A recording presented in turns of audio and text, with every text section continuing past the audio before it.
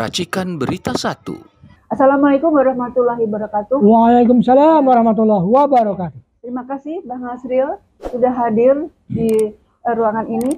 Untuk sekarang kembali lagi kami akan membahas beberapa beberapa peristiwa yang lalu yang sebetulnya memperkuat kesimpulan-kesimpulan di hari-hari ini.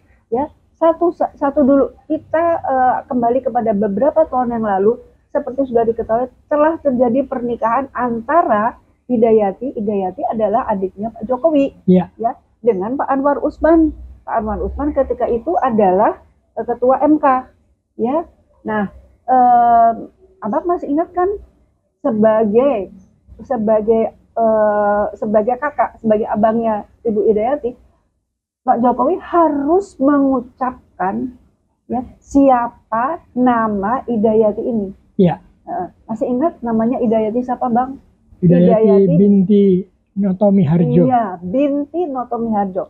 Berarti bapaknya Jokowi sama Pak Ibu Hidayati binti itu adalah Pak Niti Miharjo. Iya. Pak Niti Miharjo adalah ajudan, ya. Ajudan dari Aidit, ya. Kita bisa disimpulkan bahwa namanya ajudan. Jadi bisa disimpulkan bahwa ajudan dari kan tokoh PKI.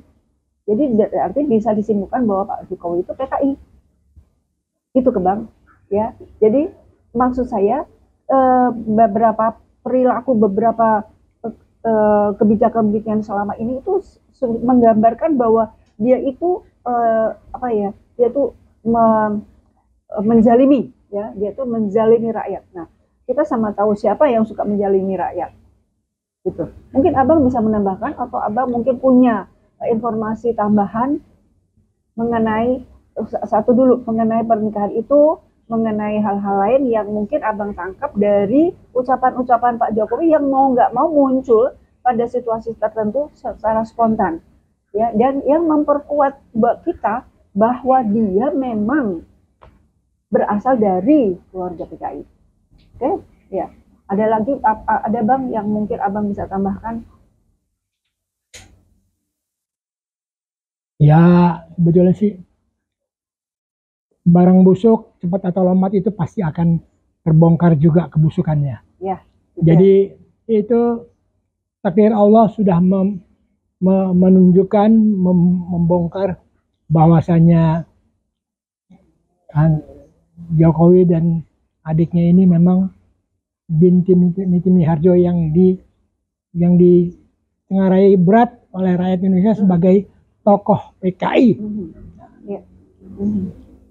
Ya. Jadi dan itu berkaitan ya dan bisa memperkuat bahwa semua kebijakan-kebijakan yang sekarang ini dan kebohongannya itu sejak mobil SMK dan seterusnya itu semuanya itu menjalimi, semuanya menjalimi rakyat. Nggak ada yang menjalimi rakyat, ya, menjalimi jelas rakyat tanpa ada rasa terkesan, tanpa ada rasa bersalah, tanpa ada kata maaf dari yang bersangkutan. Mulai dari mobil SMK, Bang, sekian ribu loh, Bang, yang sudah pesan, sudah diorder. Sudah diorder, padahal sampai sekarang nggak ada. Nah, ya itu ya. Jadi perilaku menzalimi rakyat, ya, sekian juta rakyat tanpa ada kata maaf, tanpa kata maaf, itu sebetulnya benar-benar menggambarkan bahwa adalah perilaku orang komunis, Bang. Wajah tanpa dosa. Nah, Jokowi itu pintar tuh berwajah tanpa dosa. Iya. Nah, jadi kita bisa menyimpulkan bahwa memang ada selama ini sejak 2014 itu memang ada upaya mungkin pihak-pihak tertentu yang memberikan gambaran bahwa dia sederhana, dia wong deso gitu ya. Lalu waktu wali kota itu berusaha untuk membebaskan alun-alun Manahan gitu ya. Seolah-olah gitu ya, seolah-olah menggambarkan bahwa pro pro rakyat, peduli pada rakyat. Padahal ternyata itu sebetulnya semuanya tipu. Semuanya pencitraan. Nah, itulah Bang, yang artinya yang kita perlu waspadai, dan kita terus perlu mengedukasi generasi berikut untuk selalu waspada. Ya.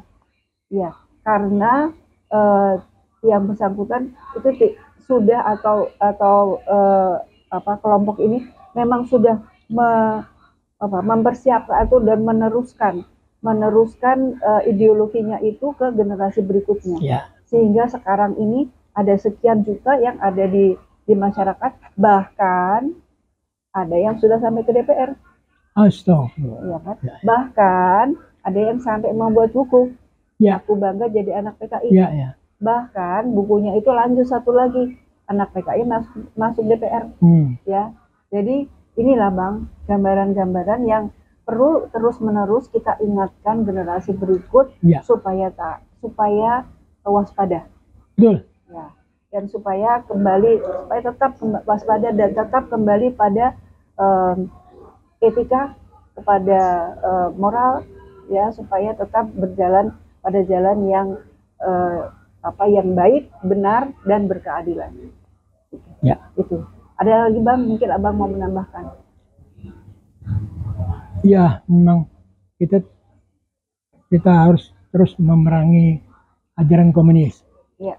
Tapi jangan dilupakan bahwa salah satu yang ampuh untuk memerangi komunisme adalah memakmurkan rakyat. Jangan menyusahkan rakyat. Kalau menyusahkan rakyat, itu rakyat gampang sekali berpihak kepada komunisme. Ya, jadi memakmurkan. Ya. Memakmurkan rakyat.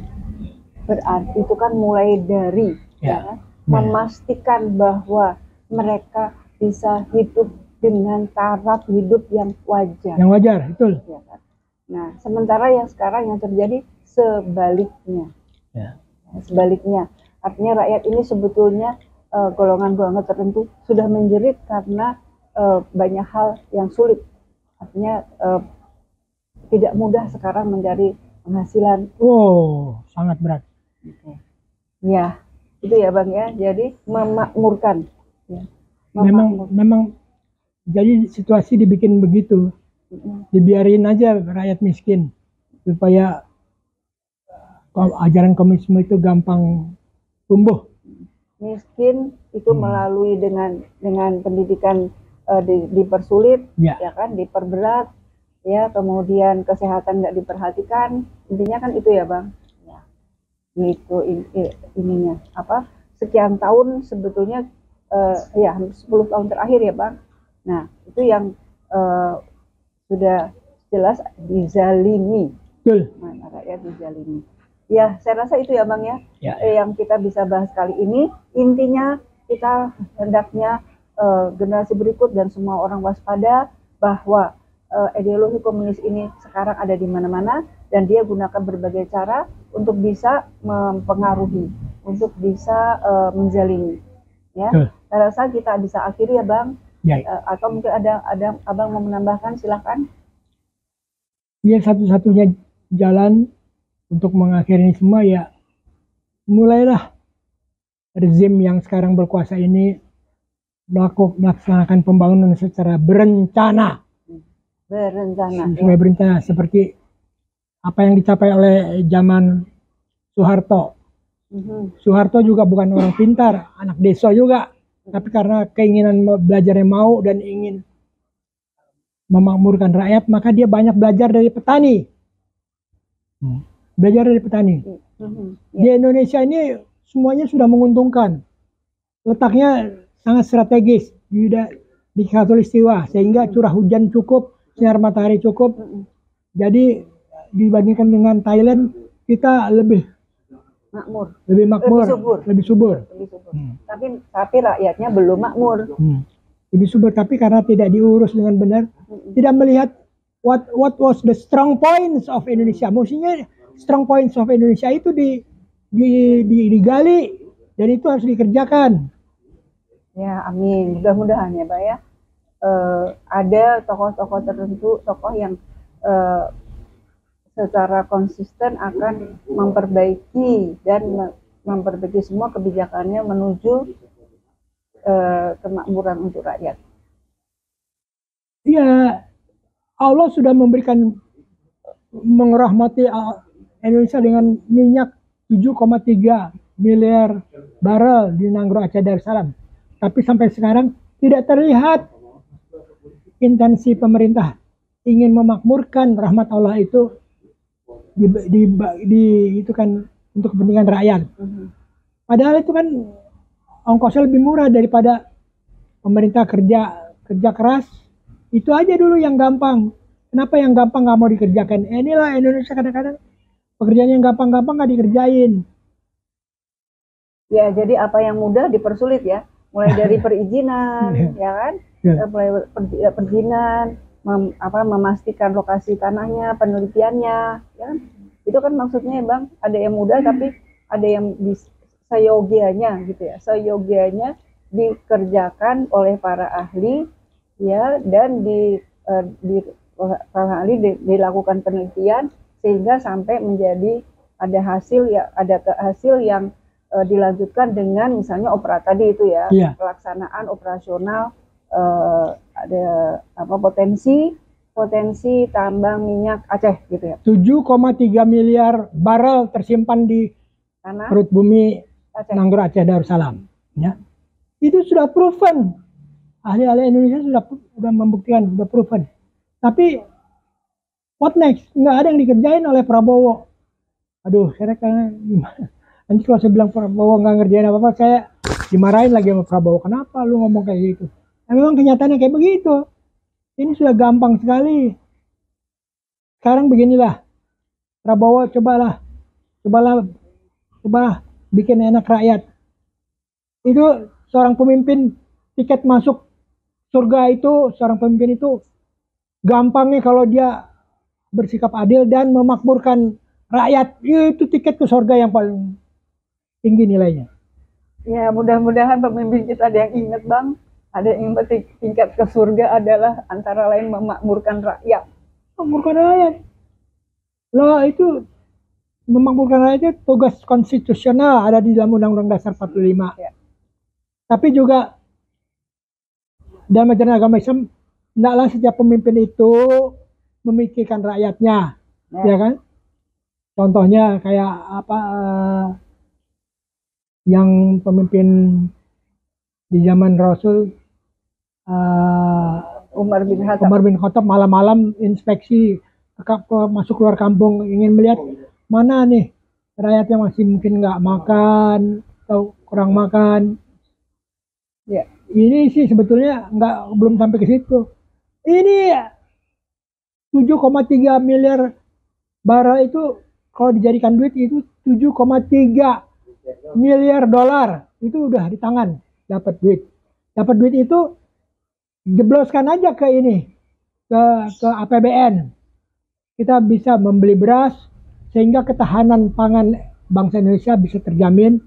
Di samping itu juga ketahanan energi. Kita tidak perlu mengimpor minyak lagi untuk menggerakkan ekonomi. Untuk menggerakkan ekonomi Indonesia setiap harinya butuh 1 juta barel untuk menggerakkan motor, mobil-mobil, pesawat udara, kapal laut. Itu semua juga kapal-kapal nelayan. Iya. Ya. Itu sebetulnya udah ada, tapi nggak dikerjakan. Ya, itu ya Bang ya poinnya ya. Mudah-mudahan upaya kita Bang untuk mengingatkan para tokoh ini ya membawa hasil ya. Dan untuk ada lagi tambahannya Bang, kalau tiket ke surga yang paling gampang bagi Prabowo ya itulah, 1 bersikap adil dan 2 memakmurkan rakyat. Itu waduh, lu memakmurkan, mensejahterakan rakyat dengan uang 7,3 miliar dolar. Itu jangan bicara uang sekolah deh, sekolah gratis dari TK sampai universitas. Amin. Duitnya 7,3 miliar dolar, banyak sekali itu. Ya, mudah-mudahan Bang, Mudah-mudahan ini didengar ya Bang ya, sampai Insya ke Allah. Pak Prabowo. Insya Allah. Iya, iya. Nah, saya rasa kita bisa akhiri ya Bang ya. Insya Dan Allah. mudah-mudahan sekali lagi Pak Prabowo, ini usaha kami untuk mengingatkan Anda ya bahwa ada potensi negeri kita ini yang saat ini belum digali secara intensif. Oke Bang, terima kasih banyak. Sama-sama, Kita bisa ya. akhiri pertemuan ini dengan tidak lupa untuk terus-menerus mengingatkan moto Universitas Indonesia, Veritas Probitas Justitia. Oke. Iya. Ya, makasih Lagi Bang. pula kita kan kalau karena ini dari UI, kalau kita bisa menyuarakan ini melalui Titi Prabowo kan UI juga. Barangkali dia bisa membantu bagaimana meyakinkan Mas Prabowo, kerjakanlah ini. Ya. Apa tuh minyak ini? Iya. Duitnya banyak tuh. Mudah-mudahan ya Bang. Nah, oke ya, kita bisa akhiri ya Bang ya. Terima kasih Insya Allah, banyak. insya Allah. Ya, assalamualaikum warahmatullahi wabarakatuh. Waalaikumsalam warahmatullahi wabarakatuh. Terima kasih banyak Bang. Assalamualaikum.